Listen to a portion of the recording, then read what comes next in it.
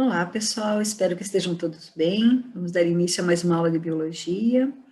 Nessa aula nós vamos iniciar o estudo dos organismos eucariontes, então vamos começar a estudar o domínio eucária. Então, na semana passada nós falamos aí sobre as bactérias, sobre as cianobactérias, as arqueias, e agora nós vamos estudar então, essa semana e na próxima, aí os protistas, ou ainda chamados de prototistas. Então são organismos, como já falamos, pertencem ao domínio eucário, então são todos eucariontes. Então, a sua célula eucariótica possui um núcleo bem delimitado e várias organelas. Então, uma célula bem mais complexa, maior do que as células dos procariontes. Nós vamos começar estudando, então, os protozoários e as algas. Depois, nós vamos estudar também os fungos, as plantas e os animais. Então, por que o termo protistas ou protoptistas? Porque lá, pela classificação dos 5 reinos do Itaque, protista, como reino, era aquele reino que incluía, então, apenas organismos unicelulares, no caso, os protozoários e as algas unicelulares. Depois, Margulis e Schwartz, eles redefiniram o reino protista como protoptista, para incluir também as algas multicelulares, que eram estudadas antigamente lá junto com as plantas na botânica. De qualquer forma, tanto o reino protista ou o reino protoptista não tem mais valor taxonômico, então nós não usamos mais como reino.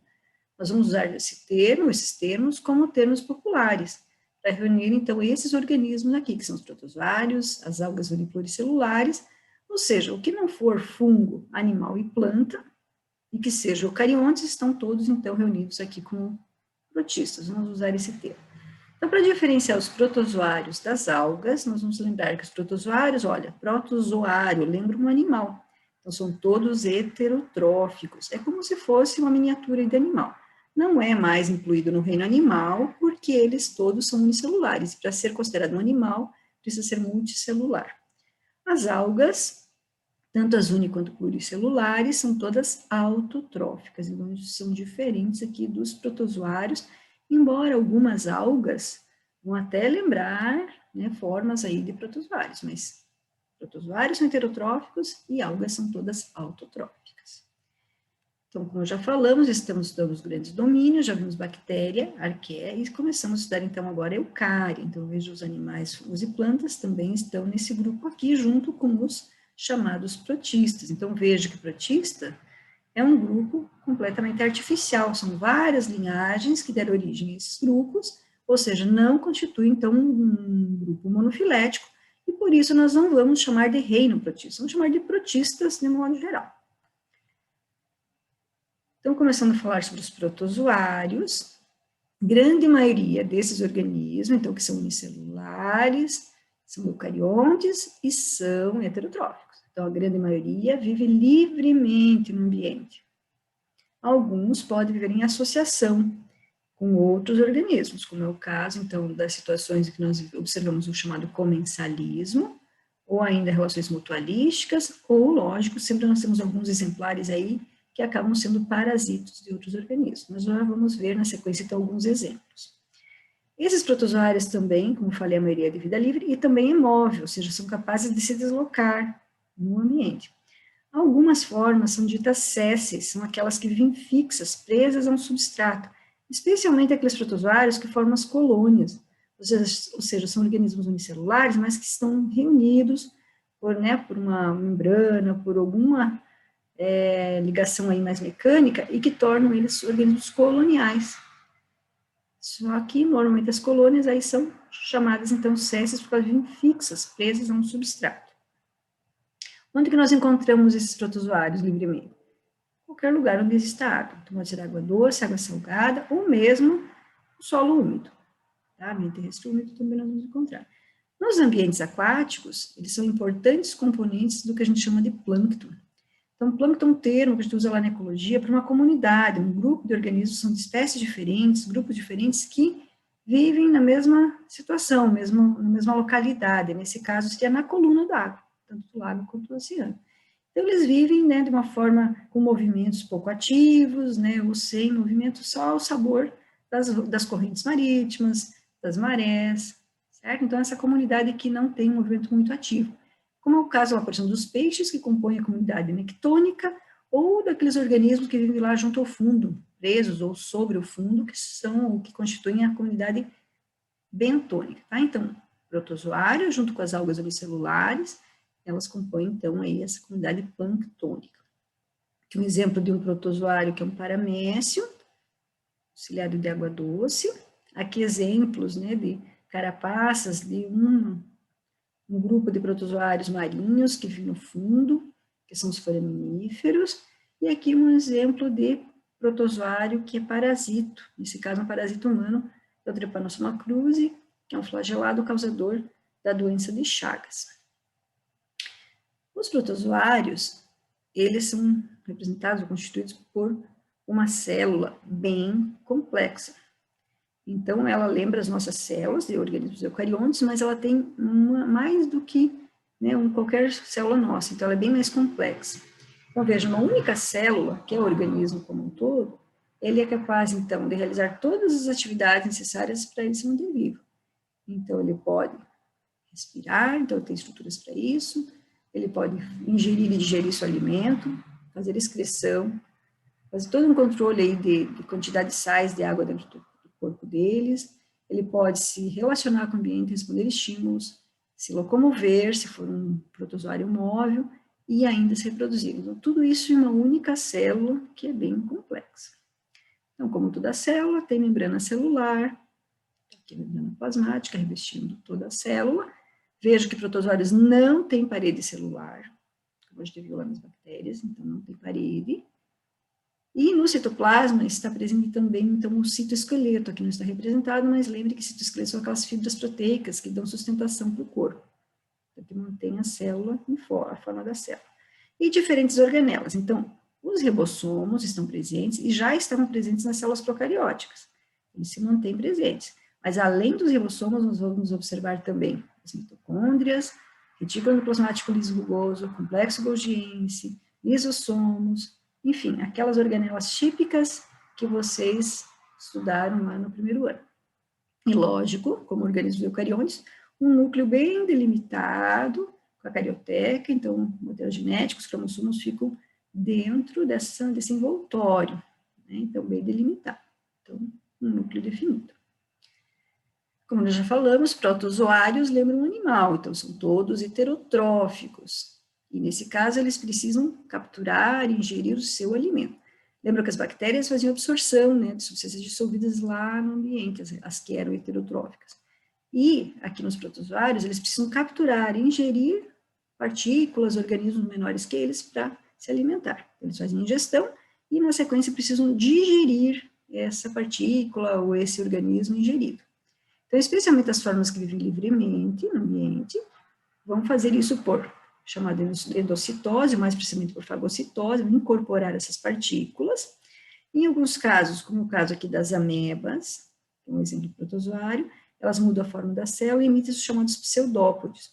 Então, vão envolver um outro organismo, nesse caso, inclusive, é um outro protozoário, como esse, por exemplo, um ciliado, e depois que englobar, seja por emissão de pseudópodes, ou capturam, ingerindo por uma região chamada citóstomo, que é como se fosse a boca da célula, é uma região que fica delimitada, definida no local, como é o caso aqui desse paramécio.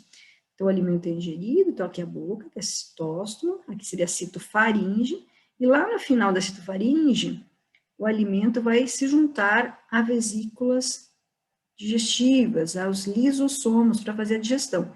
Então, seja por ingestão através do citóstomo ou pela emissão de pseudópodes, nos dois casos vai ocorrer, então, a formação dos chamados vacúolos digestivos. Então, seriam as enzimas dos lisossomos, né, que vão ser lançadas para dentro dessa vesícula onde está o alimento para fazer a digestão.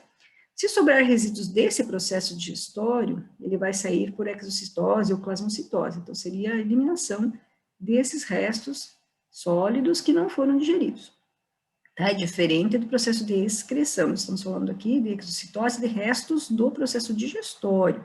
Tá? Então, qualquer região da célula, né, por plasmocitose, no caso das amebas, ou se for num paramécio, por exemplo, que tem essa célula mais definida, com uma forma mais definidinha, existe então uma região chamada de citopígio. É como se fosse o ânus das células, ou citoprocto também é outro termo. Então, por aqui vai ser eliminado, então, o que sobrar dessa digestão por esse citopídeo. Então, além de comer, o protozoário também precisa obter energia. Então, como nós, como animais, a grande maioria respira, então, por um processo aeróbico. Ele vai captar o oxigênio por toda a superfície do corpo, através da membrana celular, vai obter oxigênio e vai liberar o gás carbônico. Então, as trocas gasosas podem ocorrer por qualquer parte aí da superfície do corpo deles, que é a membrana celular. Alguns poucos protozoários são anaeróbicos obrigatórios. Então, por exemplo, existem alguns que vivem em associação dentro do intestino de outros animais, como é o caso aqui do cupim. Então, nesse caso, se ele vive dentro do intestino, lá não tem oxigênio mesmo, então ele vai ser um anaeróbico obrigatório. Tá? Então, ele vai obter energia por um processo que não é respiração, no caso, eles são fermentadores. E temos algumas situações de protozoários que são anaeróbicos facultativos. Geralmente, aqueles que vivem em um local onde tem bastante matéria orgânica de decomposição, regiões pantanosas, onde pode ser que tenham ou não oxigênio disponível. Então, dependendo da disponibilidade, ele pode realizar respiração ou fazer fermentação. Tá? Mas a grande maioria dos protozoários respira, é aeróbica. Como eu falei, os protozoários, além de fazer a digestão, eliminar resíduos da digestão, eles precisam também excretar os resíduos metabólicos, aqueles que sobram, então, depois das reações químicas que acontecem dentro da célula. Então, eles vão eliminar esses produtos, esses resíduos da excreção, que é especialmente, então, a amônia, por qualquer parte, então, aí da membrana, toda a superfície corporal permite liberação da amônia. Então, vamos comparar a excreção do protozoário e a eliminação da urina pelos animais. Tá? Então, o principal produto aqui é a amônia. Ele é um produto residual, ele é bem tóxico, precisa ser eliminado imediatamente, não pode ficar acumulado dentro da célula, mas ele é muito solúvel em água. Então, lembra que os protozoários estão, de modo geral, dentro do ambiente aquático. Então, simplesmente joga a amônia para fora e ela é levada embora. Então, é o resíduo aqui da excreção. Os protozoários de água doce, apenas os de água doce, precisam também fazer o que a gente chama de osmorregulação. Vamos lembrar que os protozoários, o que limita o corpo deles do ambiente externo é a membrana celular. E o que acontece? O seu interior, considerando as organelas, todos os solutos que estão presentes dentro dessa célula, tornam o corpo do protozoário mais concentrado em solutos do que a água doce. Então, qualquer corpo de organismo vivo é mais concentrado que a água doce. E nesse caso, o que separa ele é a membrana celular. Então, lembra daqueles transportes de membrana. Quando o meio está mais concentrado, ele acaba atraindo para dentro dele a água, que é o solvente. Então, ele vai enchendo de água. Para que a célula do protozoário não se rompa, ele precisa eliminar constantemente essa água que está entrando passivamente por osmose. E aí ele possui essas estruturas aqui, ó, que nós vamos chamar de vacúolos contráteis ou ainda vacúolos pulsáteis, porque dá a impressão que eles estão pulsando.